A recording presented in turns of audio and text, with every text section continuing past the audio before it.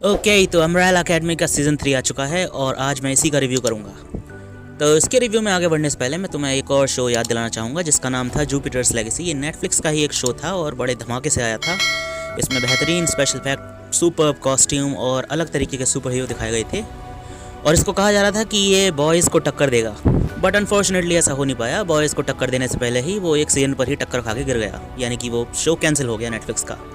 अब उस शो में विजुअल वाइज कोई कमी नहीं थी, स्पेशल इफेक्ट बहुत अच्छे थे, सुपर हीरोज़ के कॉस्ट्यूम भी बहुत अच्छे थे। जो उसमें ख़राब था वो था उसकी स्टोरी लाइन। और ख़राब से मेरा मतलब कि वो इतनी इंटरेस्टिंग नहीं थी कि उसमें इंगेज किया जा सके, क्योंकि स्टोरी का जो मेन फोकस था वो था उस मोरल रूल पे जो सुपर हीरो फॉलो करते हैं कि क्या लोग विलन्स को मारें या ना मारें, और ये देखने के लिए लोग ज़्यादा एक्साइटेड हुए नहीं। अब वापस आ जाते हैं अम्ब्रेला अकेडमी पे। अब अम्ब्रेला अकेडमी नेटफ्लिक्स का ही एक शो है और ये जुपिटर्स लेगेसी से बहुत ज़्यादा अलग है। कैसे? वेल इसमें सुपर हीरोज़ के कॉस्ट्यूम नहीं है, और वैसे टेक्निकली उन्हें सुपर हीरो कहना भी ठीक नहीं होगा। वो एक डिसफंक्शनल बच्चों की फैमिली है जिन पर सुपर पावर्स है और उनका पास जो है वो रफ रहा है। इसमें हर बार लड़ाई भी नहीं होती, तो ऐसा नहीं है कि हर सीज़न में तुम्हें बेहतरीन लड़ाइयाँ दिखाई दे जा रही हों, हर एपिसोड में तुम्हें बेहतरीन स्पेशल इफेक्ट दिखाए जा रहे हैं, ऐसा कुछ नहीं है। इसमें फैमिली वैल्यूज़, बातचीत और स्टोरी को आगे बढ़ाते हैं। लेकिन ये तीसरे सीज़न तक चल रहा है। किस लिए? क्योंकि इस शो का जो सबसे ज़्यादा स्ट्रॉन्ग पॉइंट है वो है इसकी स्टोरी लाइन, और ख़ास तौर से इसका जो मिस्ट्री का एलिमेंट है वो बहुत ही बेहतरीन है। क्योंकि अब तक हमें ये नहीं पता कि रेजिनाल्ड हारग्रीव्स, मतलब उन सातों का बाप, वो आखिर चाहता क्या है और वो आखिर है कौन।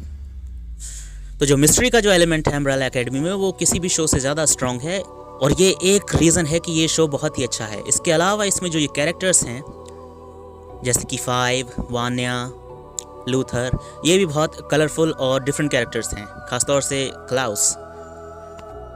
और इनका जो दुनिया बचाने का तरीका है वो हर सीज़न में लगभग एक ही रहता है। ये सब के सब अपने अपने रास्ते पर अलग अलग निकल जाते हैं और सब के सब को इन्फॉर्मेशन के कुछ पीस पता चल जाते हैं और आकर जे इन्हें जोड़ते हैं और दुनिया को बचा लेते हैं। तो अगर अब मैं शेयर स्टोरी के बारे में बात करूँ तो हाँ, अम्ब्रेला अकेडमी एक बहुत ही बेहतरीन शो है। जुपिटर्स लेगेसी से कई गुना ज़्यादा अच्छा शो है, या फिर तुम ये भी कह सकते हो कि जुपिटर्स लेगेसी के लिए अभी ऑडियंस तैयार नहीं है। लेकिन जो भी कह लो, अम्ब्रेला अकेडमी जो शो है ये बहुत ही बेहतरीन अच्छा शो है, और सीज़न 3 इसका सबसे अच्छा लगा मुझे अब तक का। कैरेक्टर्स का एक दूसरे से इंटरेक्शन, उनका फ्यूचर कैसा होगा, इतनी मुसीबत के टाइम में भी वो किस तरीके से हैप्पीनेस ढूंढ के अपने ध्यान को बटा रहे हैं, क्योंकि आखिरी टाइम में ही तुम्हें कुछ मिल सकता है अगर तुम लेना चाहो तो।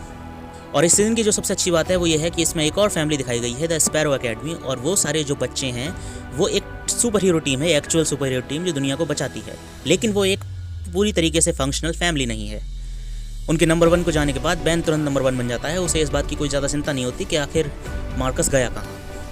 उसे बस इस बात की ज़्यादा चिंता होती है कि मैं नंबर 1 बनूं और स्पैरो अकेडमी को लीड करूं। लेकिन दूसरी तरफ जो हमारे अम्ब्रेला अकेडमी के कैरेक्टर्स हैं उसमें है नंबर 1 लूथर, जो कि कहीं से भी नंबर 1 के जैसा लगता नहीं है, क्योंकि वेल उसको पूछ के कोई कुछ करता नहीं है, बी वो सबसे पावरफुल कैरेक्टर नहीं है। तो शो इस बात को तो सिंपली क्लैरिफाई कर देता है कि तुम जिस डिसफंक्शनल फैमिली को अब तक देखते आ रहे हो, जो आपस में लड़ती रहती है, जो किसी तरीके से एक दूसरे पर राज़ी नहीं होती, वो एक्चुअली में एक फैमिली है। उसका सुपर हीरो बनना ज़रूरी नहीं है एक फैमिली बनने के लिए।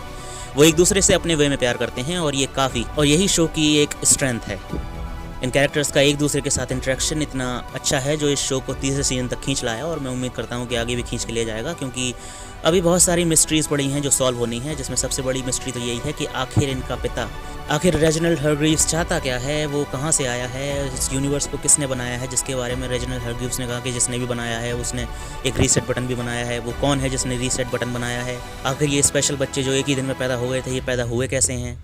ये सब मिस्ट्रीज़ अभी खुलना बाकी है, और इसके लिए मुझे लगता है एटलीस्ट 2 सीज़न और लगेंगे। So in the end Umbrella Academy का ये सीज़न बहुत ही बेहतरीन था। आखिर ये बहुत सारी मिस्ट्रीज़ क्रिएट कर देता है, कुछ मिस्ट्रीज सॉल्व भी कर देता है। लेकिन शेयर स्टोरी वाइज अगर मिस्ट्री वाइज मैं इसको देखूँ तो हाँ, ये सीज़न बहुत ही अच्छा था, ये सीज़न देखने लायक है। अम्ब्रेला अकेडमी एक बेहतरीन शो है। अगर कोई द बॉयज़ को थोड़ी बहुत टक्कर दे सकता है तो वो यही शो है, क्योंकि द बॉयज़ में मिस्ट्री का एलिमेंट बिल्कुल भी नहीं है, थोड़ा बहुत होता है और फिर वो कैंसिल हो जाता है, मतलब मिस्ट्री खुल जाती है। लेकिन अम्ब्रेला अकेडमी में मिस्ट्रीज़ बहुत ही ज़्यादा डीप हैं। ओके देन, तो तुमसे मिलूंगा मैं अपने अगली वीडियो में। Till then take care and bye bye.